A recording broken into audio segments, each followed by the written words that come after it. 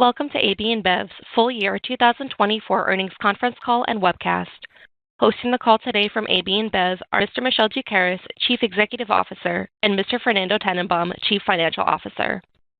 To access the slides accompanying today's call, please visit AB InBev's website at www.ab-inbev.com and click on the Investors tab and the Reports and Results Center page.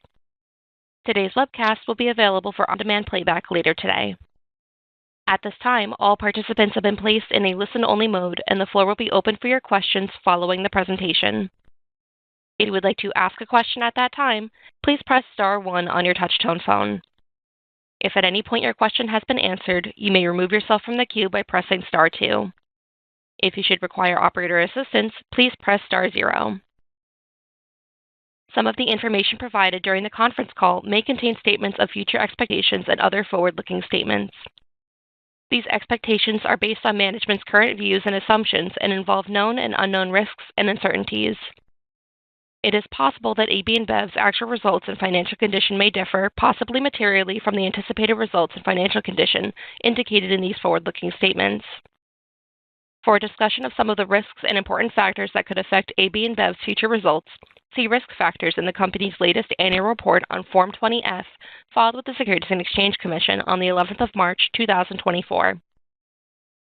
AB InBev assumes no obligation to update or revise any forward-looking information provided during the conference call, and shall not be liable for any action taken in reliance upon such information. It is now my pleasure to turn the floor over to Mr. Michel Doukeris. Sir, you may begin. Thank you, and welcome everyone to our full year 2024 earnings call. It is a great pleasure to be speaking with you all today. Today, Fernando and I will take you through our operating highlights for the year and provide you with an update on the progress we have made in executing our strategic priorities. After that, we'll be happy to answer your questions. Let's start with the key highlights for the year. We made consistent progress across the 3 pillars of our strategy in 2024. Our global momentum continued delivering all-time high US dollar revenues with growth in 75% of our markets. Our business in the US is building momentum. Our portfolio is reaching an inflection point, and we are increasing investments in our brands to fuel growth. Beer marketplace continued to accelerate and deliver $2.5 billion in GMV this year, a 57% increase versus last year. EBITDA grew at the top end of our outlook for the year, reaching nearly $21 billion, with margin expansion across all 5 of our operating regions. The ongoing optimization of our business drove a 15% increase in underlying US dollar EPS, as well as a step change in our free cash flow generation, which increased by $2.5 billion versus last year. We also delivered an important milestone in our deleveraging journey, with our net debt to EBITDA ratio reaching 2.89 times, below 3 times for the first time since 2015. With this progress, we have increased flexibility in our capital allocation choices. The board has proposed a full-year dividend of €1 per share, a 22% increase versus last year. Now turning to our operating performance. Total revenue grew by 2.7% this year, with our revenue management choices and ongoing premiumization driving revenue per hectoliter growth of 4.3%. EBITDA increased by 10.1% in the fourth quarter and by 8.2% in full year, increasing by $1 billion versus 2023. Our overall volume performance in 2024 was, however, constrained by the unusually soft consumer environments in both China and Argentina, which drove a total volume decline of 1.4%. While the performance in these 2 markets this year does not reflect our full potential, we remain confident in the long-term growth opportunity and are investing to rebuild momentum. Outside of these two countries, the beer category globally remains vibrant, and we are winning with consumers across our footprint. Volumes grew in the majority of our markets. We estimate we gained or maintained market share in 2/3 of them, and our volumes increased by 0.9% in all other markets. Turning to our top-line performance, our revenues reached a new all-time high of $59.8 billion, with organic growth more than offsetting translational effects headwinds. Net revenue per hectoliter growth improved sequentially throughout the year. Our financial performance was broad-based, with revenue increase in 75% of our markets and EBITDA growth in 4 of our 5 operating regions. Now I'll take a few minutes to walk you through the operational highlights for the year from our key regions, starting with North America. In the U.S., our business is building momentum. Our portfolio is reaching an inflection point, and we are increasing investments in our brands to fuel growth. Our STR volumes grew in the fourth quarter, and we gained volume share in the industry, driven by Michelob Ultra and Busch Lite, which were the top 2 volume share gainers in the industry. The beer industry overall remained resilient in 2024, improving in both volume and revenue trends sequentially since the second quarter, and gained share of total alcohol by volume. Now, moving to Middle Americas. In Mexico, our momentum continued as we gained share of industry and delivered record high volumes for the year. In Colombia, we delivered record high volumes with our portfolio continuing to gain share of total alcohol. In South America, our business in Brazil delivered total volume growth of 1.5% with double-digit bottom line growth. Our beer portfolio is estimated to have outperformed the industry, with market share gains driven by our premium and super premium brands. In Europe, EBITDA increased by mid-teens through a combination of top-line growth and continued margin recovery. Our volumes grew slightly, outperforming the industry in 5 of our 6 key markets, led by Corona and Stella Artois. In South Africa, our momentum continued, with volumes growing by mid-single digits, gaining share of both beer and beyond beer.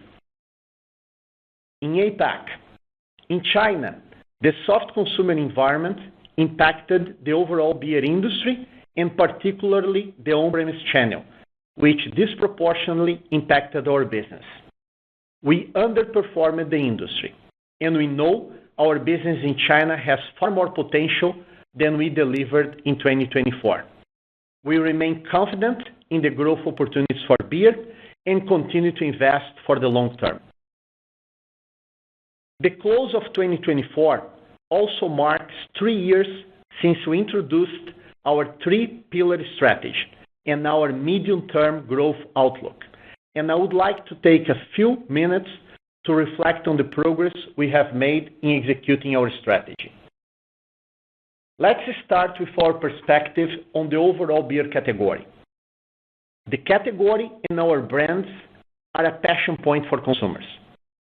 We believe beer has a long runway for future volume growth and premiumization across our footprint, supported by favorable demographics, economic growth, and significant opportunities to increase category participation. In 2024, according to IWSR, the beer and beyond beer category continued to gain share of total alcohol by volume globally and has now gained more than 200 basis points since 2021. In looking ahead, beer is expected to grow volumes globally and continue to gain share of total alcohol. Our diversified geographic footprint and leadership positions across developing, emerging, and developed markets has us best positioned to capture this growth. Developing markets represents 55% of our volume, are mostly comprised of countries where we have strong leadership positions and are expected to account for 34% of the category volume growth over the next 5 years.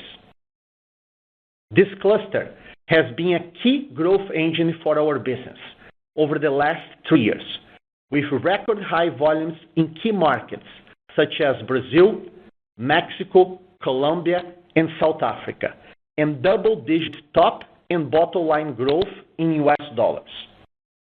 Emerging markets represent only 10% of our volumes, but are expected to drive nearly 50% of the category volume growth. We have leadership positions across Africa and lead the fast-growing premium and super premium segments in India. Our volumes across this cluster have grown by 10% over the last 3 years, with significant opportunities to increase category participation as these economies develop. Developed markets represent 24% of our volume, with leadership positions across key markets in Europe, the US, Canada, and South Korea, and are expected to account for 14% of the category volume growth. In the US, our portfolio is at an inflection point. In Europe, our premium and super premium portfolio now make up 57% of our revenue, and EBITDA increased by double digits in 2024. And in South Korea, our revenue increased by low teens in 2024, with our market share reaching the highest level in the last 10 years. In China, while 2024 has been a challenging year for both the industry and our business, we remain confident that the long-term premiumization trend in the industry is a compelling profit pool growth opportunity. We are the leaders in the premium and super premium segment and are investing in our portfolio, innovation, and geographic expansion to regain our momentum. We have evolved our portfolio management approach to focus our investments in our mega brands and drive efficient, profitable growth. Our mega brands have increased revenue by nearly 40% since 2021 and now represent 57% of our total business. In 2024, we invested $7.2 billion in sales and marketing and averaged more than $7 billion per year since 2021. Our investments are more effective than ever, as we have concentrated behind mega brands and mega platforms, and have leveraged the data and our digital platforms to drive efficiency. Led by our global brands, we are the leader in the premium beer segment globally and see a long runway for the category to continue to premiumize. The premium beer segment is forecast to grow volumes across all geographic clusters and at more than double the rate of the category overall. Within premium, the Corona brand continues to grow from strength to strength in leading the growth of our portfolio globally. In 2025, we'll be celebrating 100 years since its original launch.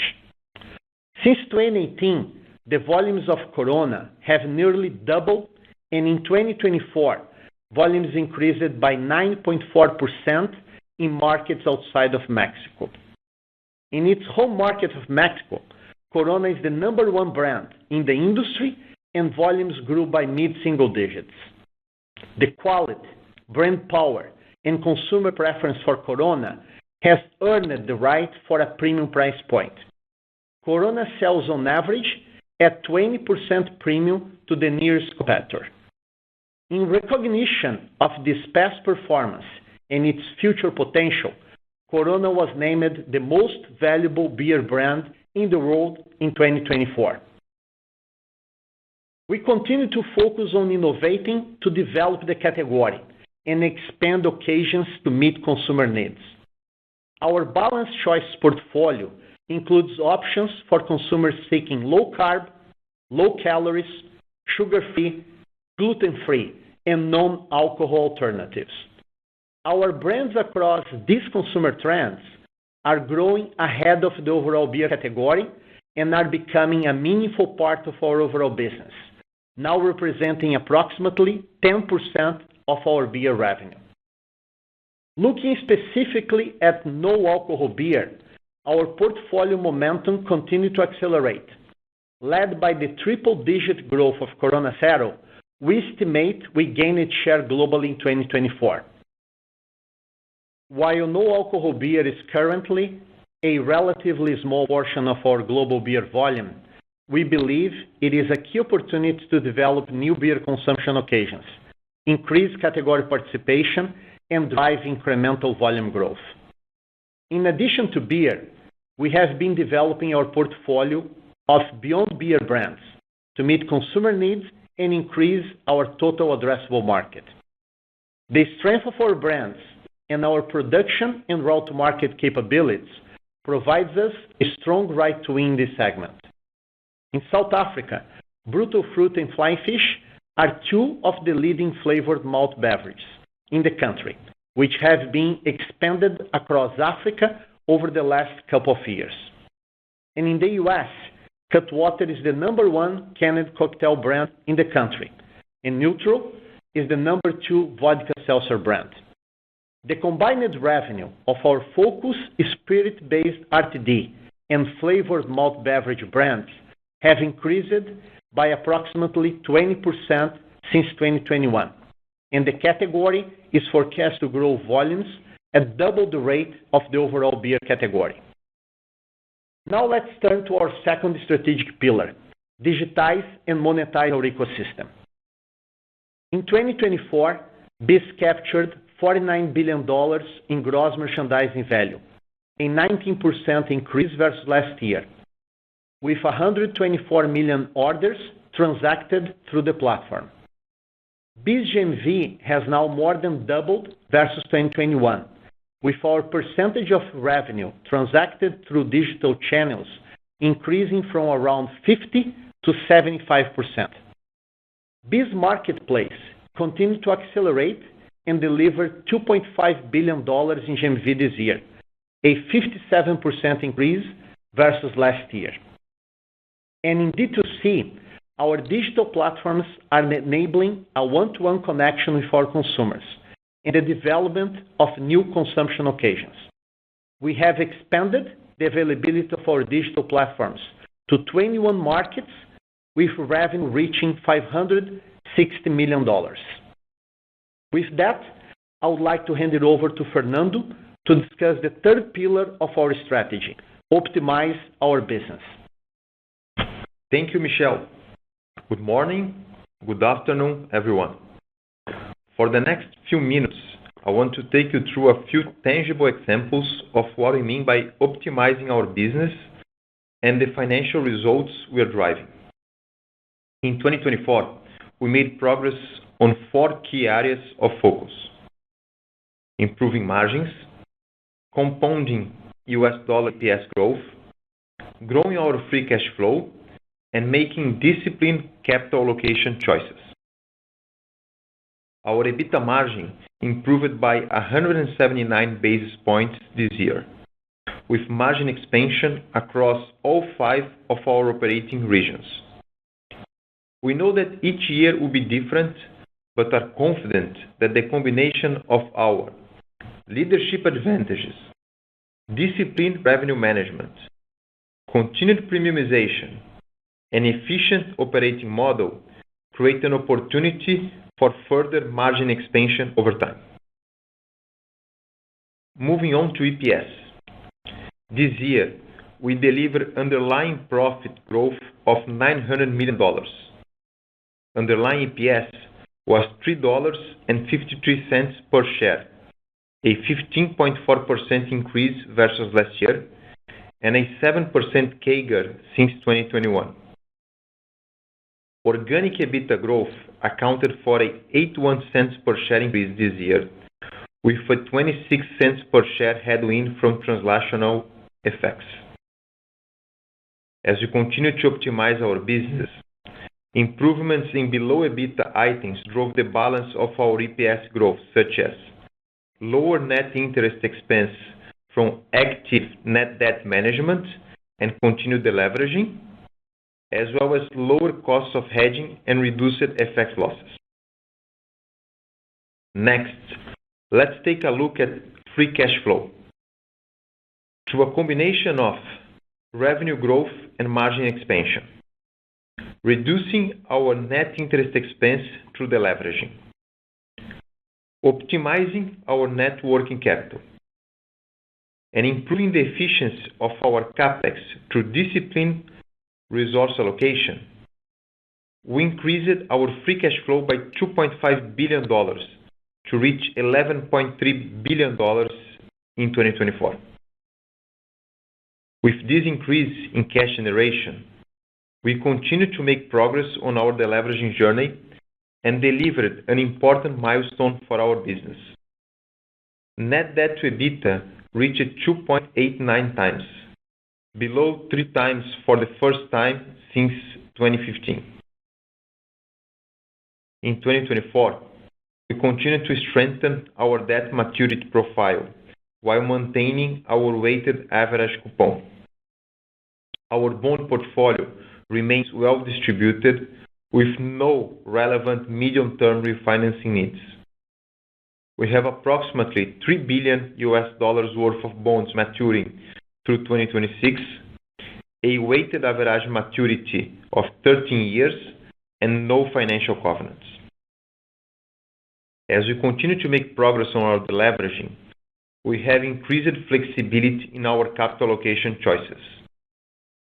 The board has proposed a full-year dividend of €1 per share, a 22% increase versus last year, with the ambition to continue a progressive dividend over time.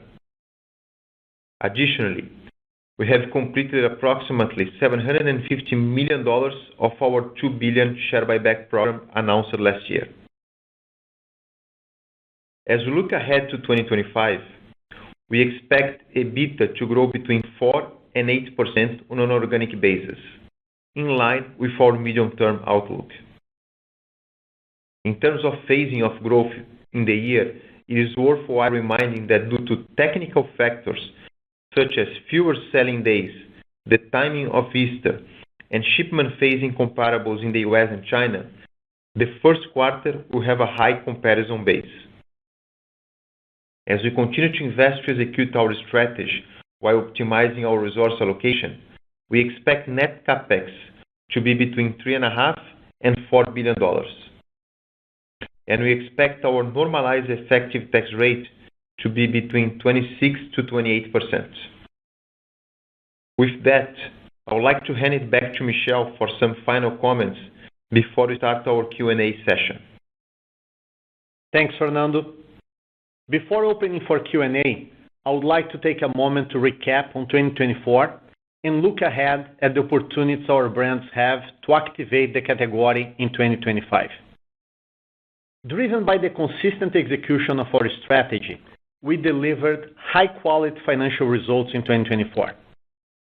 EBITDA grew at the top end of our outlook. Underlying EPS increased by 15% in US dollars, and our free cash flow grew by $2.5 billion. Our geographic footprint, leadership positions, and portfolio of mega brands position us well to capture future category growth. With leverage below 3, we have increased capital allocation flexibility. While the operating environment has been dynamic over the last few years, we are encouraged by the consistent performance of our business. EBITDA has grown within or above our medium-term growth outlook in every quarter over the last 3 years, and we are confident in our ability to deliver in 2025. Looking ahead, we are uniquely positioned to activate the category. The combination of our mega brands with the key global platforms that consumers love and that bring people together is a powerful opportunity to lead and grow the category. From the NBA to the FIFA Club World Cup, to Wimbledon and music platforms like Tomorrowland and Lollapalooza, We will be focused on connecting with consumers and bringing to life our purpose of creating a future with more cheers. With that, I'll hand it back to the operator for the Q&A. Thank you. The floor is now open for questions. In the interest of time, we will limit participants to one question and one follow-up question. Again, if you have a question or comment, please press star 1 on your touch-tone phone. If at any point your question has been answered, you may remove yourself from the queue by pressing star 2. We do ask that while you pose your question, you pick up your handset to provide optimal sound quality. Our first question is coming from the line of Edward Mundy with Jefferies. Please proceed with your question. Morning, good afternoon, everyone. 2 questions, please. So, there's been a huge step change in free cash flow. I was hoping to try and sort of tease out types of things that you might be able to consider, given this increased flexibility that previously might not have been on the table. I think, Michel, you laid out very clearly on slides 16 and 17 that you've got a best-in-class footprint and strong brand portfolio, so that argues against the need to make major acquisitions. Is this really around getting the balance right between deleveraging and accelerating returns to shareholders? That's the first question. And then the second question is on China. You've appointed someone internal with a very strong commercial and supply chain background. Could you help us think about the balance between both investing for growth and optimizing that footprint? Hi, Eddie. This is Fernando here. Let me take the first question.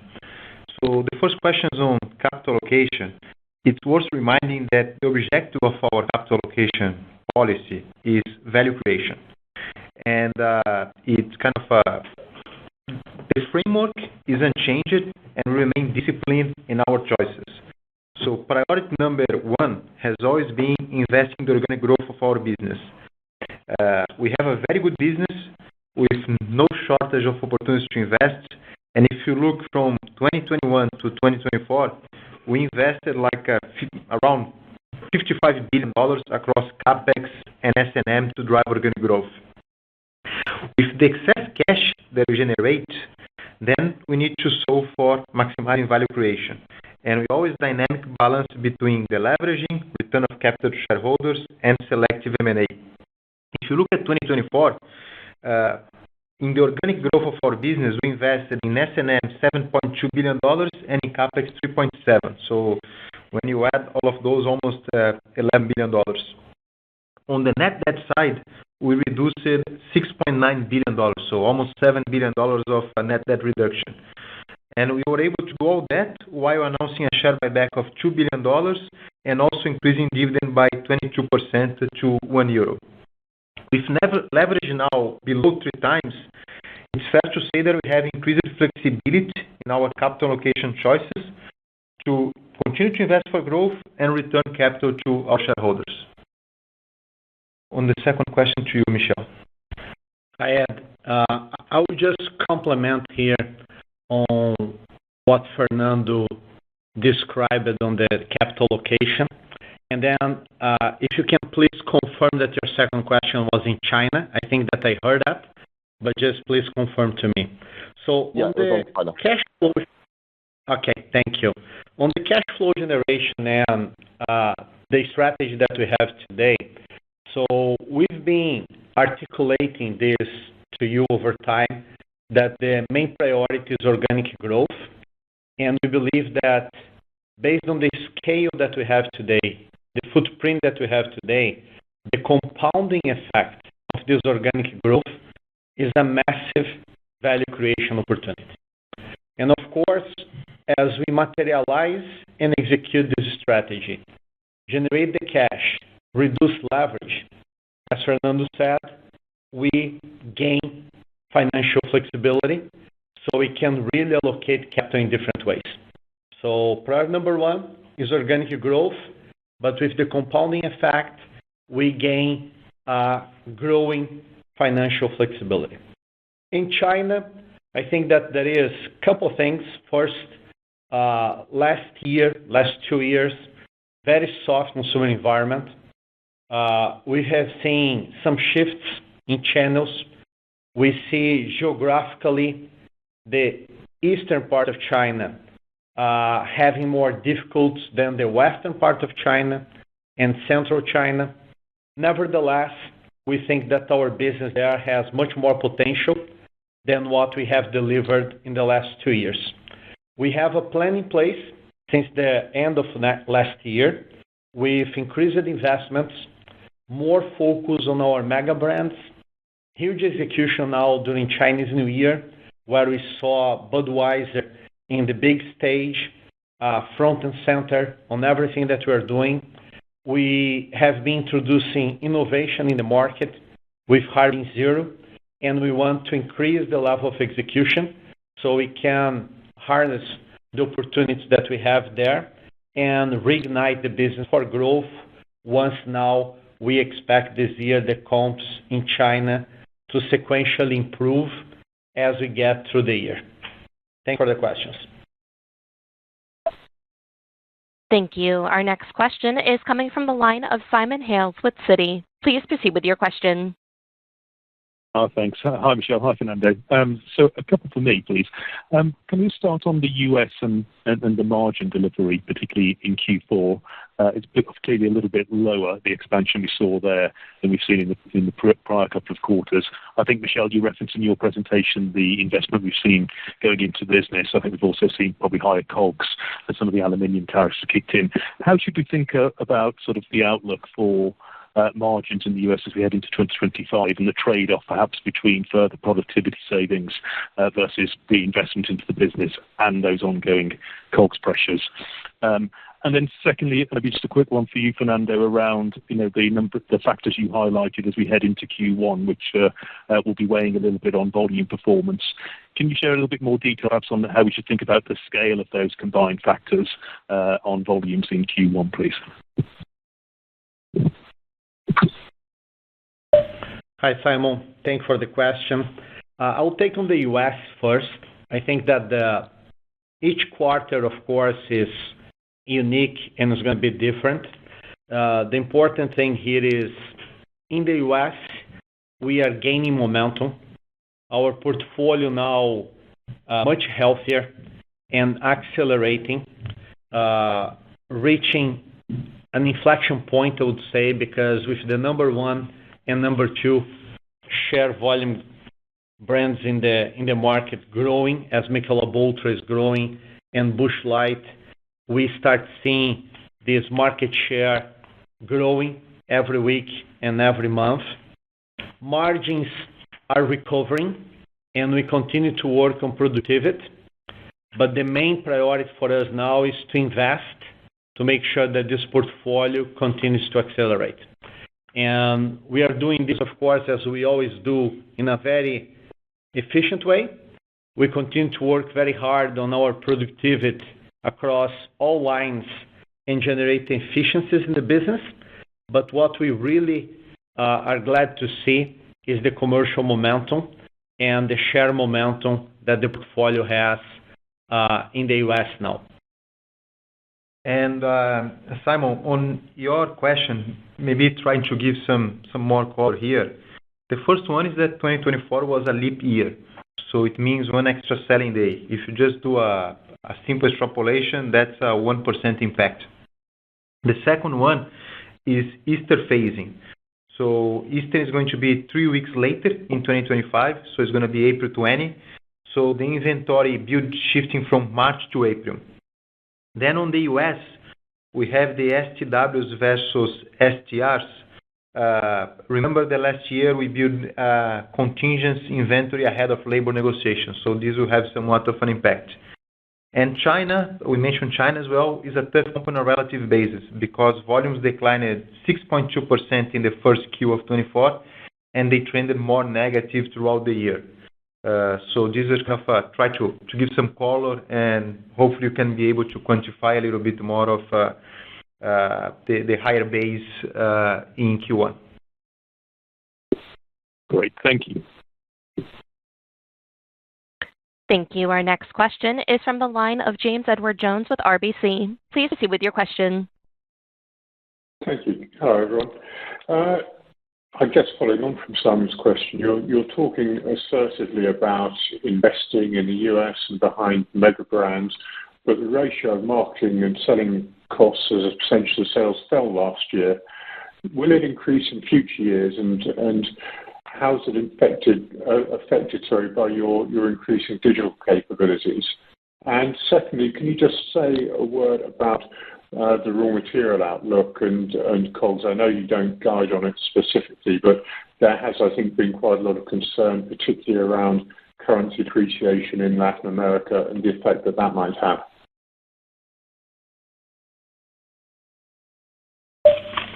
Hey, James, Michel here. Thanks for the question. We've been talking about this ratio and absolute dollars and efficiency of the dollars that we deploy for quite a while. And I always go back to the point that we look at ratios, but we are not guided by ratios. And as we look at the decisions that we are making as we grow our business and we optimize the business, it's very important always to highlight that we made very important portfolio decisions with this idea of focus on mega brands. So we streamlined the portfolio by reducing SKUs and secondary brands.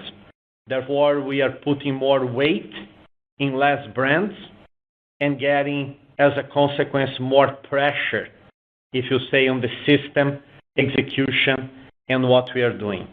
At the same time, we elevated our game massively in terms of data, and through this, through D2C, we have much more data today that we leverage with our draft line, our internal agency, so we can target better, we can be more agile in the way that we organize our campaigns, and focus more with the resources that we have to get better reach and better amplification on our campaigns. And the combination of these brands, data, and the mega platforms, they allow us to drive in a more effective way the dollars that we have. So the same dollars, they work much harder. And therefore, we measure the ratios, we measure the total dollars, but our main leading KPI is effectiveness. And if I can give you an example, so Super Bowl this year, we got incredible ads that were integrated very well in our execution, that they allowed us to have leadership in terms of visibility and engagement during Super Bowl with consumers. Our share accelerated in the market in both off-premise and on-premise during the Super Bowl week. In the on-premise, we had the number one and number two brands, and it was a while that we didn't have this combination.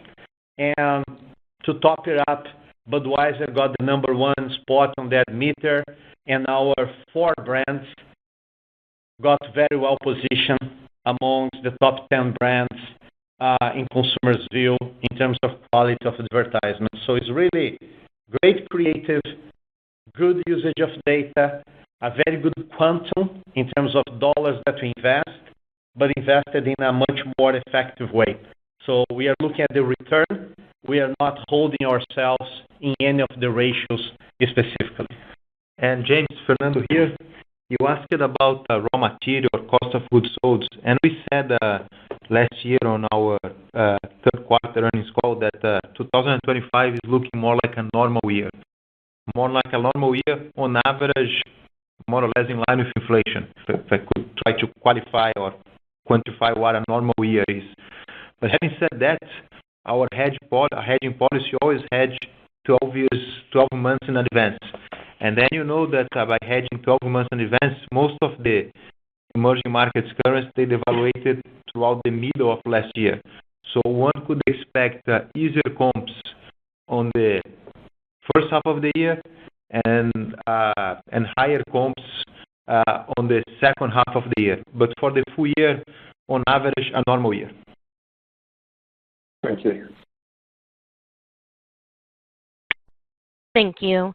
The next question is coming from the line of Sanjeet Aujla with UBS. Please proceed with your question. Hey, Michel, Fernando, two from me, please. Firstly, coming back to free cash flow and CapEx in particular. Fernando, can you just help us understand where you're seeing the CapEx efficiencies? What is maintenance CapEx for the business these days? And secondly, just coming back to China. Michel, you highlighted there you've got a plan in place since the end of last year. Can you just elaborate a little bit more on that? How are you evolving your strategy for the new normal in China? Thanks. Hi, Sanjit. Fernando here. Let me take the first one. So as we continue to implement our strategy, we look to optimize all lines of our business with our disciplined capital allocation. CapEx is one of the areas where we're making meaningful progress. As we deploy capital for CapEx projects, and $3.5 to $4 billion is a meaningful investment to support growth. We are doing this in an ever more efficient way with the following focus areas. The first one is technology. We are deploying, for example, AI, improving our ability to code with less man hours to deliver products. The other one is capacity. We are using our scale and a ZBB approach to be able to design better, procure better, and build in a more efficient way. And kind of almost like looking project by project, taking almost like a ZBB approach for CapEx as well. So we are increasing our efficiency. We are still very committed to invest in our business. Can give you a few examples. We invested in additional brewing, packaging, and distribution capacity in multiple countries, such as Brazil, Colombia, where we are in the middle of the process of finishing a $400 million greenfield brewery, in Honduras, in Mexico, South Africa, and the US. But this optimization is not something new. This has been ongoing for the last 2-3 years. We optimize our CapEx in 2023, again in 2024, and we do all of that while maintaining a quite healthy growth for our business. And if you look at for the long terms, we believe our CapEx outlook is appropriate to drive long-term growth. Yes, Sanjit, Michel here. I think that for China, I get the question of what people keep saying, new normal. And I think that we are for like 2 or 3 years trying to find what the new normal means for China. And my experience in China is that you go through cycles. When you think that you are landing somewhere, things can move very quickly. And what you see in the market today there is everything that I said before, like more west, less east. You see last year very tough. The beginning of this year looks a little bit better. But things are settling, and I don't think that we can discount or call this a new normal to China, because we need to give more time, see how the year will unfold. And our strategy, I think that is pretty much the same, because it's focused on premiumization, making sure that we increase availability and leverage our route to market in China, but our execution can be better. And we are putting more resources on less brands. We are making the execution behind this brand more comprehensive and at the level that each brand deserves. And we want to accelerate the way that we leverage these brands, our route to market, when we go to the key selling moments, sell more beer, execute better, get closer to consumer. It's just the beginning of the year, but was a very good Chinese New Year. And we saw that sales to retailers, they moved somehow in line with the last year. But the sales to consumers so far, it looks like better than was last year. We cannot precisely say yet by how much, but we are just like 2 weeks into looking at the numbers. But we need now to see spring, beginning of summer, to see how things will develop in the year. And then maybe we can talk later, second quarter, third quarter, on what the normal for the year of 2025 look like. Thanks for the question. Thank you. Our next question is coming from the line of Rob Ottenstein with Evercore ISI. Please proceed with your question. Great. Thank you, Michelle. This is a little bit of a complicated, nuanced question, so let me go slowly. You've been, leading a cultural change at the company, and I'd like to understand where you are with that. And I think, part of the cultural change, and correct me if I'm wrong, is maybe getting a better balance on the marketing side between local and central decision making. You operate in enormous markets, right? I mean, China, Brazil, the U.S., incredible diversity of consumer. The consumer in Mississippi is very different than the consumer in San Francisco or New York. And I'm sure you have similar sorts of differences, in China and Brazil. And so it's always kind of tricky, right? You want to have the scale of central decision making and the big brands, but if you're consumer centric, you've got to be sensitive to what's going on in the local markets and what the local consumers want. So in that context, I'm just, very interested to know if you've changed that balance at all between, centralized marketing decisions and local decisions, what role maybe data and AI is playing in that, and perhaps whether that is, that change in balance is helping you drive, the very strong share gains that you've had this year. Thank you. Hi, Robert. Thanks for the question. I'll try to answer here the best I can, and I'm happy to follow up this question as we meet either Friday or on the weeks to come, okay? But I think that, yes, when you think about cultural change, I would just try to qualify what we mean by cultural in this case. I think that is the strategy and the discussion that we had in moving the company from an inorganic growth-led company to an organic growth-led company. And in a nutshell, means less growth by acquisitions and more growth, granular, bottoms up, focus on growing the brands that we have in the operations that we have with the consumers that, as you said, are local. And we operate, as you qualified very well, in very diverse markets, but we operate with this idea of best of local and global, the combination of efforts focused on doing what is best for our consumers and our markets. And the way that we got organized on that, which I think that is getting this complexity and trying to distill into simple concepts, is the mega brands.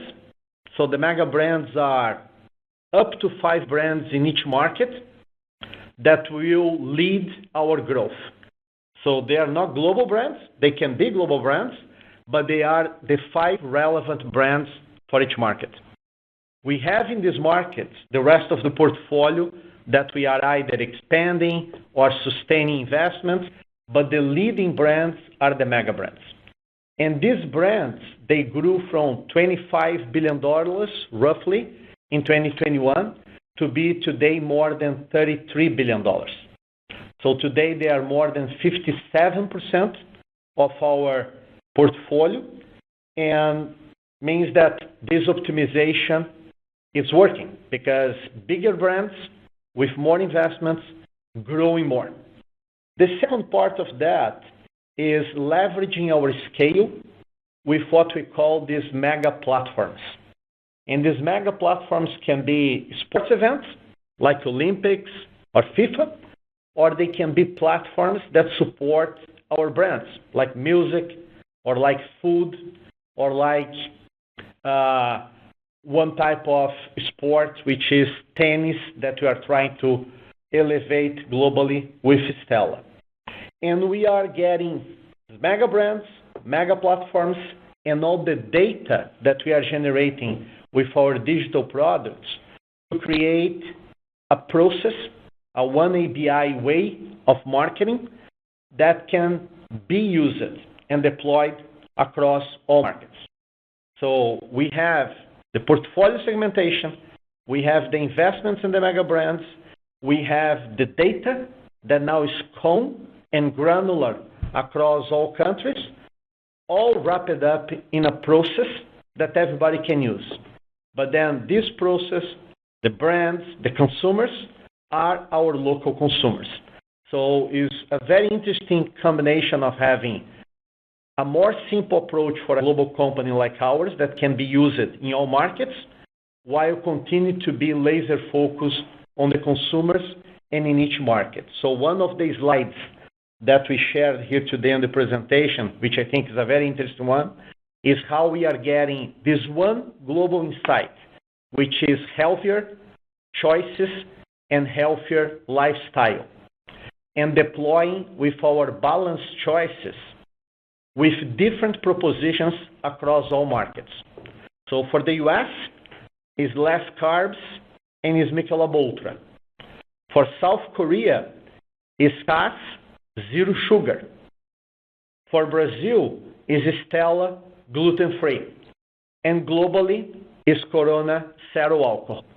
So same insight, same way of addressing the site with different propositions and innovation, but then catering for each and every local consumer need. So I'm happy to take on this question more when we next meet, and I hope that the answer could address your question, okay? Thank you very much. Thank you. The next question is coming from Trevor Sterling with Bernstein. Please proceed with your question. Hi, Michel and Fernando. My two questions. The first one, Michel, you've got a range for organic EBITDA growth of 4 to 8%. Could you just talk about what do you think the key factors are that might lead you to around at the bottom end or the high end of that range? And second one, probably for Fernando. Fernando, a big step up in cash flow this year. As I look forward to, in 2024, as I look forward to 2025, would we right to think, well, hopefully there'll be a bit of organic, dollar EBITDA growth. Hopefully, again, dollar interest will fall a little bit. The CapEx you've already guided to, and working capital probably to be more or less neutral across the year. Is that the right way to think about the 2025 cash flow? Hi, Trevor. Michel here. I'll take on the first one and leave Fernando for the cash flow question. I think that just maybe stepping back on the idea of the guidance, you remember this, I repeat this, and I hope that this point is very boring repetition to you all, that we provided the guidance because we were in the transition from inorganic to organic, and the idea was grow organically, maintaining the financial discipline, and this range of 4 to 8 being like a ballpark to make everybody's life a little bit easier in terms of the projections. And we've been delivering, as we stated before, 13 quarters in a row within or above this range. And there is many things out there happening. Each and every quarter might be different. In reality, if you look at the 3 years, they were all very different in itself, but we've been managing with the levers that we have to maintain the focus on the long term and grow while delivering on this compounding growth on the EBITDA line. And if we do this and we optimize business in the way that we've been optimizing, then the consequence is a growing flow in our free cash flow. And I think that this is what Fernando will be talking about now. And I think that at this point, it's too early for us to give any specifics on what could impact the high range or the low range.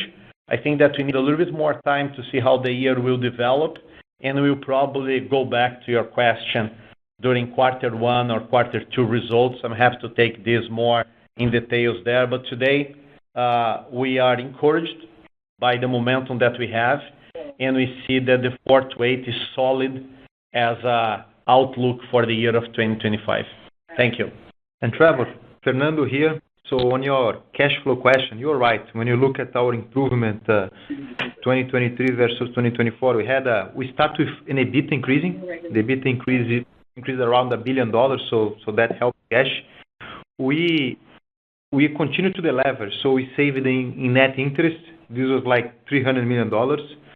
We had a good improvement on working capital. We mentioned in 2023 about the impact from extended credit terms to our wholesalers and lower payables because we're optimizing inventory, purchase, and CapEx, and now we're getting to a more normal level. And the efficient CapEx spend. So between 2023 and 2024, we had a $700 million improvement there. When you look forward, on the EBITDA side, we just talked about it. We have our outlook. So outlook should deliver another organic growth on top of what we had. Then the net working capital, it's kind of, we had in the past some more large swings year over year, driven by COVID and some supply chain disruptions. 2024 is what we can call more normalized change in working capital. Since we have a negative working capital cycle as we grow, this should also help drive cash flow. And the ETR outlook, we remain slightly better than the outlook from last year, but consistent with where we are. So all in all, I think we're in a good position to continue to generate strong cash flows going forward. Super. Thank you very much, Michel and Fernando. Thank you. Our final question is coming from the line of Gen Cross with BNP Paribas. Please proceed with your question. Hi, everyone. Thank you for the question. First question is just on the US, where SDR is positive in Q4, and you commented on gaining share, clearly momentum in both the business. It sounds like the beer industry overall improved through the course of 2024. And Michel, you talked about the portfolio reaching an inflection point. I wonder if you could comment on whether you think modestly positive SDR growth is now sustainable in the US business. And the second question is just on Mexico. Again, there's comment on improved consumer momentum in Q4. Could you just share some color on what you think drove that and whether that's sustained into the start of 2025? Thank you. Hi, good morning again. So on the US, you are right. We saw during last year a sequential improvement in the industry. So slow start. Summer was somehow bad weather. And then on the second half of the year, we saw improvements in Q3, and Q4 was a more normal. And we've been seeing this year as well. So a very big correlation with weather events. And a normal week is a more normal industry. Weeks where we have disruptions being cold or rain, we've been seeing that the industry is reacting a lot to that. I don't think that the industry is at a positive volume point yet, but we've been seeing dollar-wise the industry stable, growing, and when we have good weekends, good months, you see some dollar growth. Our portfolio had somehow a very similar path last year. So we improved quarter after quarter, being the Q4 one that was positive for our share with both Michelob Ultra and Busch Light gaining a lot of momentum and being the number 1 and 2 brands in share growth in the industry. I think that we, on our side, we can, let's say, control better the performance of the brands and the relative market share. And it's complicated to have a very strong forecast on the industry, again, because there are many things in play at this moment. So there is some economic pressures in some segments of the population. You have this migration issue and some zip codes where you have more Hispanic consumers. You see that the performance is slightly negative to the average, but we in our favor. I think this year we should have a better summer. So let's see how quarter one will unfold. Let's see what are the tailwinds during the summer. So we'll be able to talk a little bit more about what the outlook for the volume is as we look at the numbers down the road. I think that's too early to make any call at this moment. Fernando also said before that there is some technicals on the quarter one. So there is one last trading day, there is Easter, there is some inventory that we built up last year ahead of the labor negotiations. This will phase out through quarter one into quarter two. And I think that by the time that we get to the summer, we will have a very good view of what the year will be. And Mexico, similarly, Mexico had like phasing last year, but a different one was like government spending on the quarter one, and then elections on quarter two that hold on this spending. Quarter three start to normalize. And of course, there is a lagging effect, right? So you stop spending quarter two, consumer purchase power goes down quarter three, you normalize it quarter three, quarter four, we saw more normal Mexico. And I think that this is so far what we've been seeing this year as well, with this cold weather that hit the U.S. and we saw snow in Florida, snow in New Orleans, also taking a little bit of the northern part of Mexico, which was colder than average. But on average, Mexico is okay as it was last year. And again, I think that as we go from quarter one to quarter two, we will see a much better picture down there as well. So thank you for your question. Thank you. Thank you. This was the final question. If your question has not been answered, please feel free to contact the Investor Relations team. I will now turn the floor back over to Mr. Michel Doukeris for closing remarks. Thank you, Jesse. So thank you everyone for the time today, for the ongoing partnership and support to our business. Stay safe and well, and we will see you guys on our next calls and one-to-one interactions. Thanks so much. Have a good day. Thank you. This concludes today's earnings conference call and webcast. Please disconnect your lines and have a wonderful day.